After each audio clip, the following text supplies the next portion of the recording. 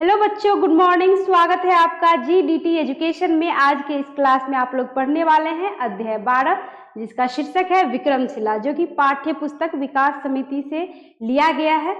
यहाँ पे विक्रमशिला पाठ के माध्यम से आप पढ़ने वाले हैं कि विक्रमशिला आखिर कौन सा विश्वविद्यालय है, कहाँ अवस्थित है और उस विश्वविद्यालय में पढ़ कर कौन कौन ऐसे व्यक्ति हैं जो बहुत बड़े विद्वान बने थे। तो आइए चैप्टर पढ़ेंगे। बड़ा ही इंटरेस्टिंग चैप्टर है, पढ़ने में बहुत ही अच्छा लगेगा। बहुत ही इंटरेस्टिंग चैप्टर है। जब पढ़ेंगे तब पता चलेगा कि ये विक्रमशिला की जो है महत्ता क्या है, महत्व क्या है।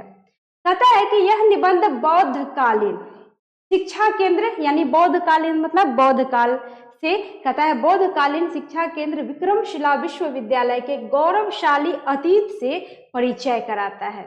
इस अध्याय में प्राचीन ज्ञान परंपरा की अनेक विशिष्टताओं का उद्घाटन किया गया है। मतलब प्राचीन ज्ञान परंपरा का मतलब हो गया कि प्राचीन समय में किस तरह ज्ञान दिया जाता था, किस प्रकार ज्ञान प्राप्त किया जाता था।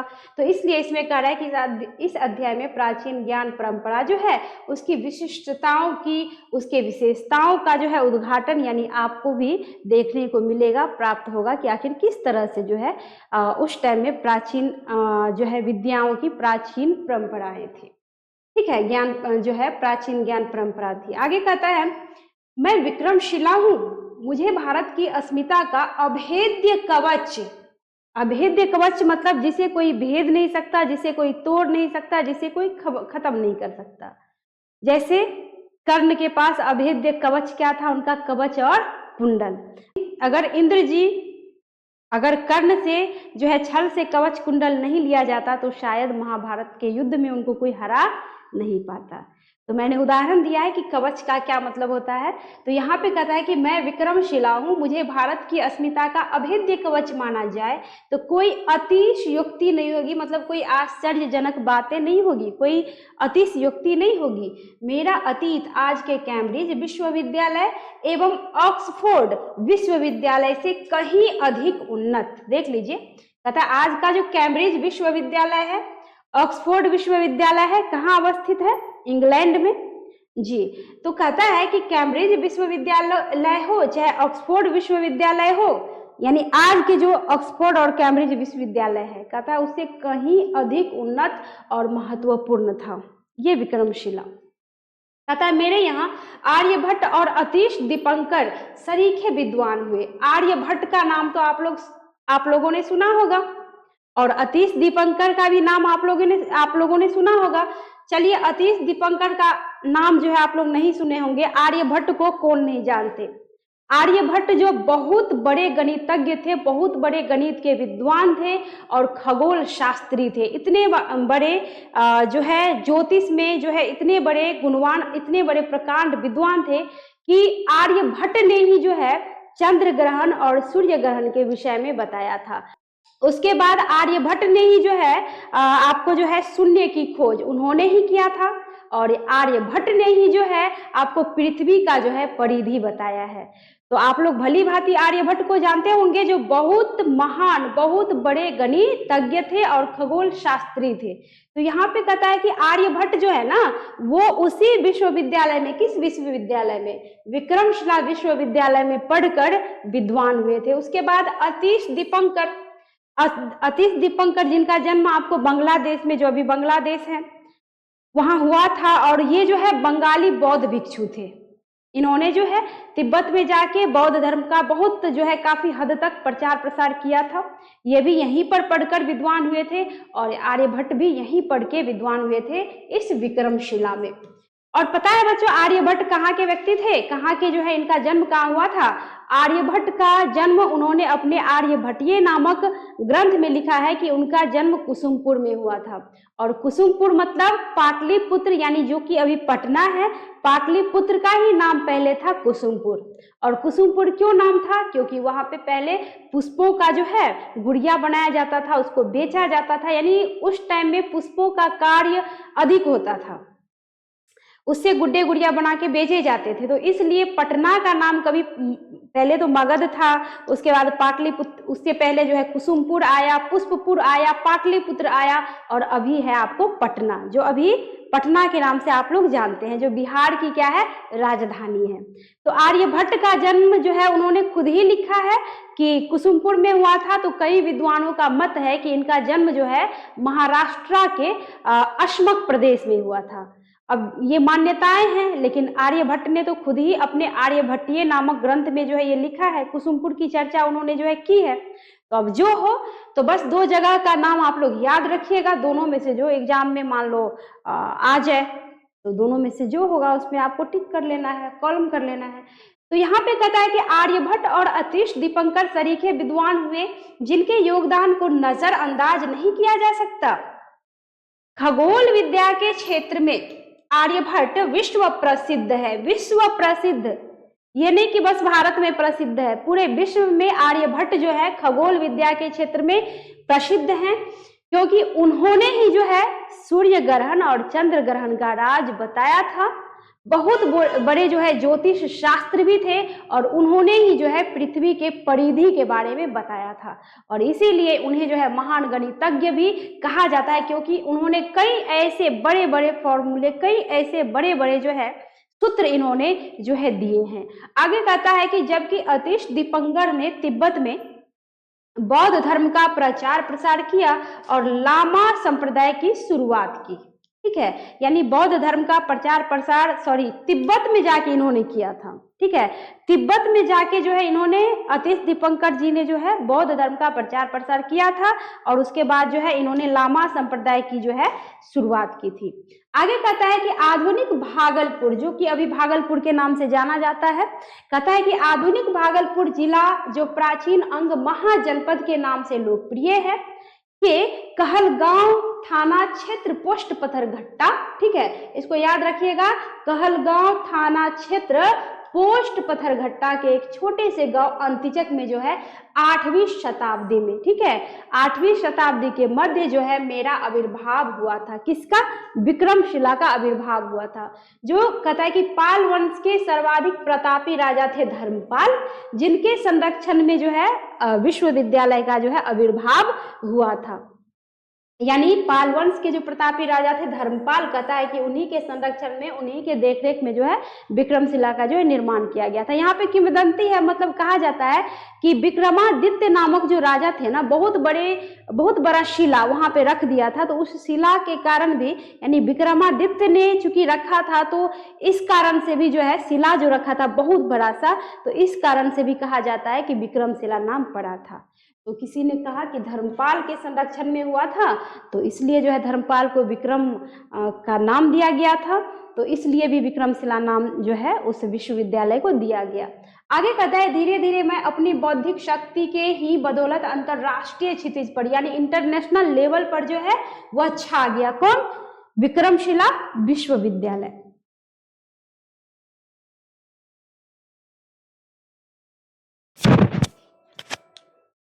ठीक है, तो विक्रमशिला विश्वविद्यालय धीरे धीरे अंतरराष्ट्रीय क्षितिज पर जो है छाने लग गया। कहता है अपने आचार्यों के विक्रमपूर्ण आचरण, उनकी अखंडशील संपन्नता के कारण ही मैं विक्रमशिला की संज्ञा से संबोधित हुआ। आचार्यों का काम है आचरण। आचार्य अगर आचरण में नहीं होंगे तो छात्र भी, यानी विद्यार्थी भी आचरण कभी नहीं सीखेंगे। तो देख लीजिए, पहला अनुशासन अगर किसी व्यक्ति में, खास करके आचार्यों में अगर होना चाहिए, तो वो होना चाहिए क्या? आचार्यों का पहला गुण अगर कुछ होना चाहिए तो अच्छा आचरण। तो यहाँ पे कहता है कि अपने आचार्यों के विक्रमपूर्ण आचरण, उनकी अखंडशील संपन्नता के कारण ही मैं विक्रमशिला की संज्ञा से संबोधित हुआ, यानी विक्रमशिला नाम से पुकारा गया। लोग मुझे विक्रमशिला के नाम से पुकारने लगे। आगे कहता है कि किंवदंती है कि विक्रम नामक यक्ष को, ठीक है, यक्ष को दमित कर इस स्थान पर विहार बनाने के कारण ही मेरा नाम विक्रमशिला पड़ा। ये भी एक किंवदंती है। आगे कहता है कि मेरे प्रांगण में 6 महाविद्यालय, यानी विक्रमशिला का जो प्रांगण है उस प्रांगण में कितना जो है महाविद्यालय? 6 महाविद्यालय विद्यमान थे। सोच सकते हैं आप कितना बड़ा होगा ये विश्वविद्यालय, जिसके प्रांगण में 6 महाविद्यालय थे। कहता है कि जहां अलग अलग द्वार पंडित नियुक्त किए गए थे। द्वार पंडित भी अलग अलग नियुक्त किए गए थे। और उसके बाद कहता है द्वार पंडितों के समक्ष मौखिक परीक्षा में उत्तीर्ण होने वाले छात्र ही मेरे प्रांगण में प्रवेश पा सकते थे।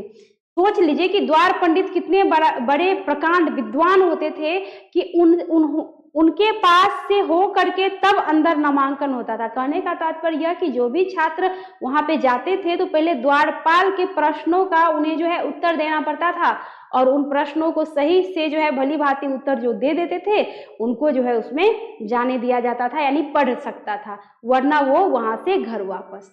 तो देख लीजिए कि उस टाइम में, इतना प्राचीन समय का ये विश्वविद्यालय है, उस टाइम में वहां की व्यवस्था कितनी कठोर थी, कैसा नियम था, कैसा कठोर नियम था।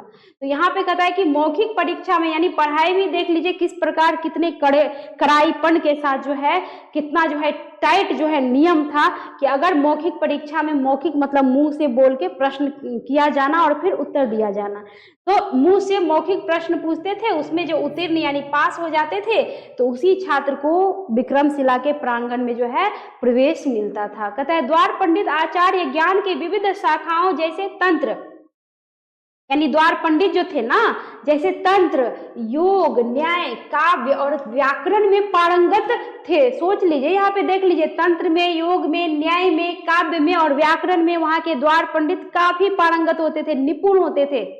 सोचिए जब द्वार पंडित इतने निपुण होते थे तो वहां के आचार्य प्राचार्य कितने निपुण होते होंगे, सोचने वाली बात है।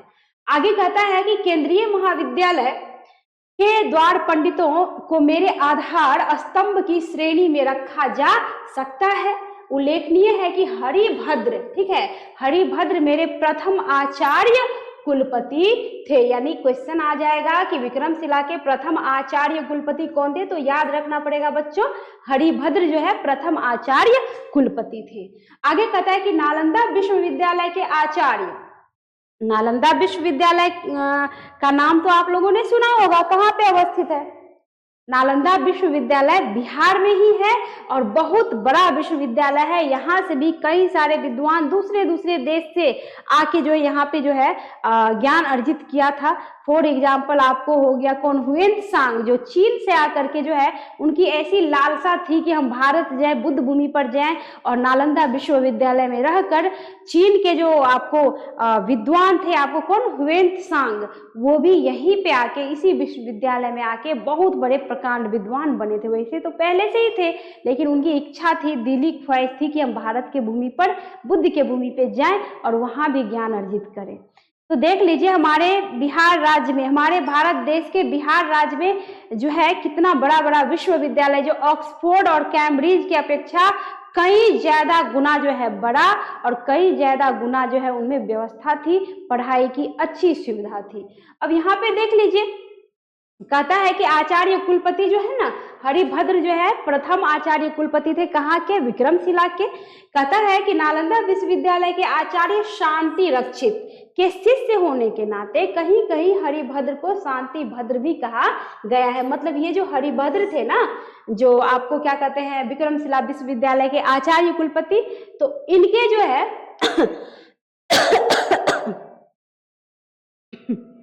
तो ये शांति रक्षित के शिष्य होने के नाते, मतलब नालंदा विश्वविद्यालय के जो आचार्य थे शांति रक्षित, उनके शिष्य थे आपको कौन, हरिभद्र। तो इसलिए हरिभद्र को कहीं कहीं शांति भद्र भी कहा गया है।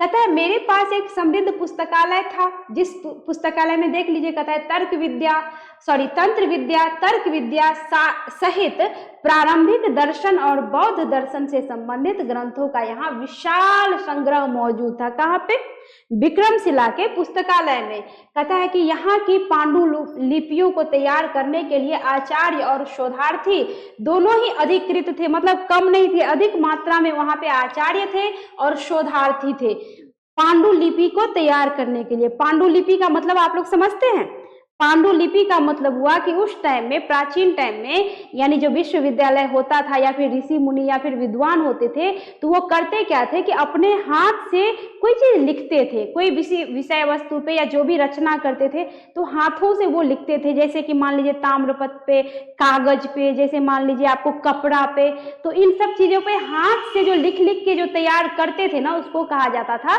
पांडुलिपि। पांडुलिपि मतलब जो हाथ से लिखी गई की गई रचनाएं हो उसे कहा जाता था पांडुलिपि। तो यहाँ पे जो है पांडुलिपि को तैयार करने के लिए आचार्य और शोधार्थी जो है ना दोनों अधिकृत थे, अधिक मात्रा में जो है वहां पे थे, अधिक संख्या में थे, सॉरी। कहता है कि राजा गोपाल द्वितीय के शासन के 15वें वर्ष में, कितने वर्ष में, 15वें वर्ष में प्रसिद्ध ग्रंथ जो है, प्रसिद्ध ग्रंथ अष्टसाहस्त्रिका, ठीक है, अष्टसाहस्त्रिका प्रज्ञा पारमिता की पांडुलिपि मेरे घर ही तैयार की गई थी। यह ग्रंथ आज भी ब्रिटिश म्यूजियम लंदन की धरोहरों में शामिल है। मतलब ये जो आपने अभी देखा, अभी आपने पढ़ा कि अष्टसाहस्त्रिका प्रज्ञा पारमिता, ठीक है, ये जो पांडुलिपि है कहाँ पे तैयार की गई थी, विक्रमशिला में तैयार की गई थी आचार्यों और शोधार्थी के द्वारा। लेकिन ये जो है ना ब्रिटिश म्यूजियम में जो है लंदन की धरोहरों में अभी क्या है, शामिल है। शासक आए थे, सबने जो है ना यहाँ से सब कुछ लूट पाट के लेके चले गए और मेरा जितना खजाना था, ज्ञान रूपी खजाना, सब का सब लूट पाट के धन तो ले ही गया, साथ में मेरे पास जो ऐसा चीज था जो हम लोगों का कवच था, भारत का कवच था, वो भी ले गए। तो अभी जो ये अष्टसाहस्त्रिका प्रज्ञा पारमिता नामक जो पांडुलिपि तैयार की गई थी वो अभी लंदन के कहाँ है, पुस्तकालय में, म्यूजियम में है, ठीक है, ब्रिटिश म्यूजियम में है। अब आगे कहता है कि दानशील, धैर्य, वीर्य, ध्यान और प्रज्ञा पारमिता के प्रमुख अंग थे। अब देखिए प्रज्ञा पारमिता के प्रमुख अंग क्या क्या थे, दान, ठीक है, शील, धैर्य, वीर्य और ध्यान, ये प्रज्ञा पारमिता के प्रमुख अंग थे जिनमें पारंगत होना मेरे उद्देश्यों में शामिल था। उपाय, कौशल्य, प्राणिधान, बल एवं ज्ञान को मिलाकर कुल 10 पारमिताओं में पारंगत होना अपने आप में साधारण बात नहीं थी। यानी अगर 10 पारमिताओं में जो व्यक्ति निपुण हो जाते थे तो कहता है कि वह मनुष्य जो है, कहता है यह मनुष्य को पूर्ण महामानव बनाने की एक प्रक्रिया है। यानी आपको जो है इसमें क्या कहते हैं, प्रज्ञा पारमिता में जो प्रमुख अंग थे, कहता उसमें 10 पारमिताओं में जो है ना जो व्यक्ति निपुण हो जाते थे वो साधारण मानव नहीं रह जाते थे, यानी वो एक महामानव जो है बन जाते थे। महामानव बनने की वो प्रक्रिया होती थी जो मेरी गरिमा की चरम परिणति है। आगे कहता है कि 10वीं 11वीं सदी तक, कितनी सदी, 10वीं 11वीं सदी तक, कहता है कि मैं पूर्वी एशिया का एक उत्कृष्ट शिक्षा केंद्र बन चुका था। कौन, विक्रमशिला विश्वविद्यालय। कहता है सम्यक ज्ञान दान परंपरा में मेरा कोई ईशानी नहीं था। मेरे प्रांगण प्रवेश में, कहता है, प्राथमिकता वैसे विद्यार्थी को ही दी जाती थी जो मेरे यहाँ पूरे सत्र में नियमित उच्च शिक्षा व शोध कार्यों के आकांक्षी होते थे। मतलब ऐसे ऐसे बच्चे पढ़ते थे, ऐसे ऐसे छात्र पढ़ते थे जो नियमित होते थे और नियमित शोध कार्यों में भी मतलब आकांक्षी होते थे, उनकी रुचि होती थी, वो काम करना चाहते थे। यानी कहने का मतलब अपने भाषा में कहिए तो मेधावी छात्र, यानी इंटेलिजेंट बॉय। यानी जितने सारे इंटेलिजेंट लोग होते थे, मतलब छात्र होते थे, वही वहां पे जो है उसका जो है मतलब वहां पे प्रवेश होता था, अन्यथा नहीं। कहता है प्रत्येक नवांगत, ठीक है, कहता है कि विद्यार्थी को कुछ समय के लिए भिक्षु वर्ग में रहना पड़ता था। पहले क्या होता था ना बच्चों कि पहले जो शिक्षा प्राप्त होती थी तो उसको कुछ दिनों तक भिक्षु वर्ग में रहना पड़ता था। यानी भिक्षु वर्ग का मतलब ये हुआ कि उनको जैसे कि मान लीजिए गुरु को कोई भोजन करवाना हो या खुद खाना तो वो भीख मांग के लाते थे। उसमें भी बंधा होता था कि कितना घर मांगना है और उनसे भोजन बनाया जाता था, पकाया जाता था और सभी मिलके खाते थे। ये पहले जमाने में ये नियम हुआ करता था। तो कहता है कि जो है कुछ दिनों के लिए जो है ना, कुछ समय के लिए भिक्षु वर्ग में रहना पड़ता था।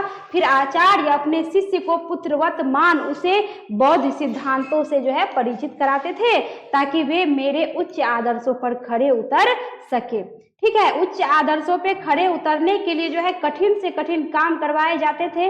और ऐसे भी कहा जाता है कि जो छात्र अगर कठिन से कठिन कार्यों को कर ले तो उसको जीवन में आगे बढ़ने से कोई रोक नहीं सकता। यानी छात्र जितना अपने आप को जो है ना कर्म की जो है पढ़ाई की भट्ठी में जितना अपने आप को तपाते हैं वह छात्र उतना ही अच्छा बनकर निखरता है, बिल्कुल सोने की तरह। है ना। जिस तरह सोने को आग में तपाया जाता है, पीटा जाता है, ठोका जाता है, तब जाके जो है वह अपने असली रूप में आता है, चमक उसमें प्राप्त होती। तो उसी तरह यहाँ भी जो है विद्यार्थियों को तैयार किया जाता था। कहता है कि छात्र होना ही अपने आप में गौरव की बात हुआ करती थी, यानी विक्रमशिला का जो छात्र होते थे। कहता है यहाँ के नामांकित छात्र देश विदेश में मान सम्मान के स्वतः ही हकदार हो जाते थे। मतलब अगर देश से विदेश भी गए ना, कि अगर बोल दिया जाता था कि हम विक्रमशिला के छात्र हैं, तो उनको अपने आप ही मान सम्मान की प्राप्ति होती थी। आगे कहता है कि राज दरबारों में यहाँ के आचार्यों और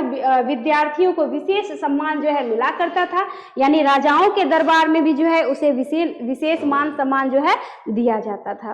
कहता है कि तंत्र विद्या के अतिरिक्त व्याकरण, न्याय, सृष्टि विज्ञान, ठीक है, कहता है कि शब्द विद्या, शिल्प विद्या, चिकित्सा विद्या, सांख्य, वैशेषिक, अध्यात्म विद्या, विज्ञान, जादू एवं चमत्कार विद्या, देख लीजिए कितनी सारी विद्याएं हैं। कहता है कि मेरे पाठ्यक्रम के प्रमुख अंग थे। आगे कहता है कि कक्षा की व्यवस्था उनके समय जो है उसके समय निर्धारण के लिए अलग अलग से आचार्य नियुक्त थे। अध्यापन का माध्यम संस्कृत भाषा, यानी वहां पे जो अध्यापन यानी जो पढ़ाई होती थी किस भाषा में, संस्कृत भाषा में जो है पढ़ाई होती थी।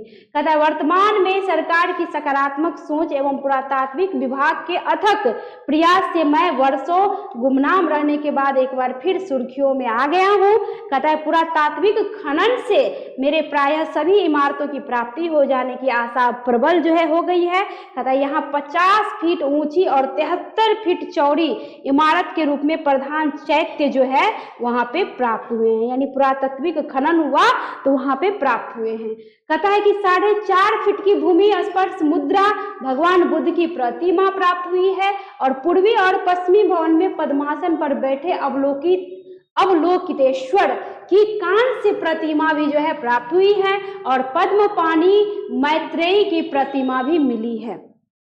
मैत्रेयी की भी जो है प्रतिमा वहां पे मिली है। मैत्रेयी कौन थी, तो मैत्रेयी जो है बहुत बड़ी विदुषी थी, ठीक है, मैत्रेयी बहुत बड़ी विदुषी थी।